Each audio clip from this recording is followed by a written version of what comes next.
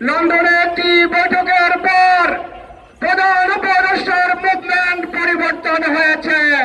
নতুন রাজনৈতিক বন্দোবস্ত প্রতিষ্ঠার জন্য পিয়ার পদ্ধতির নির্বাচনী ব্যবস্থা চালু করতে হবে। আমরা দেখতে পেয়েছি এখন পর্যন্ত কোন সংস্কার শুরু হয় নাই এবং গণহত্যার দৃশ্যমান বিচার এখনো শুরু হয় নাই। আজকে প্রথম ৮ মাস প্রধান উপদেষ্টা ভালোই চালিয়েছিলেন, কিন্তু লন্ডনে একটি বৈঠকের পর প্রধান উপদেষ্টার মুভমেন্ট পরিবর্তন হয়েছে। আমরা দেখেছি এদেশের যারা জুলাই বিপ্লবে গুরুত্বপূর্ণ ভূমিকা রেখেছেন ওই সকল রাজনৈতিক দলগুলোর সাথে কোনো প্রকার আলোচনা ছাড়াই তিনি নির্বাচনী রোডম্যাপ ঘোষণা করেছেন। আমরা বলে দিতে চাই এই রোডম্যাপ একটি অশুভ ইঙ্গিত।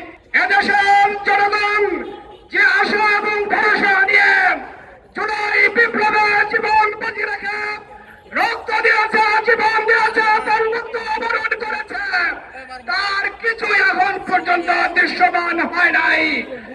এর পূর্বে যদি জানতার একটি নির্বাচন হয়, এই নির্বাচনে জুলাই আগস্টের যে আকাঙ্ক্ষা সেই জনাকাঙ্ক্ষা পূরণ হবে না।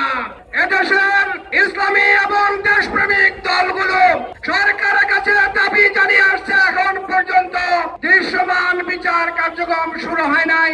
এমনকি আমরা দেখছি একটি দলের নেতারা দম্ভক্তির সাথে বক্তব্য দিচ্ছেন কেন্দ্রে গিয়ে তাদের শীষ ছাড়া ভোট দিয়ে সুস্থভাবে ফিরে আসতে পারবে না।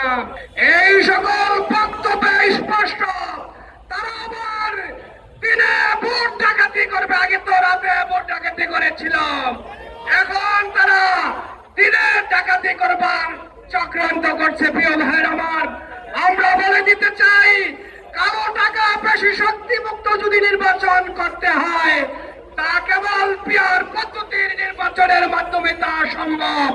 54 বছরের যে পুরনো বন্দোবস্ত, নির্বাচনী বন্দোবস্ত, সেই পুরনো নির্বাচনী বন্দোবস্ত থেকে সরকারকে ফিরে আসতে হবে এবং জন আকাঙ্ক্ষার প্রতিফলনের জন্য নতুন রাজনৈতিক বন্দোবস্ত প্রতিষ্ঠার জন্য পিয়ার পদ্ধতির নির্বাচনী ব্যবস্থা চালু করতে হবে।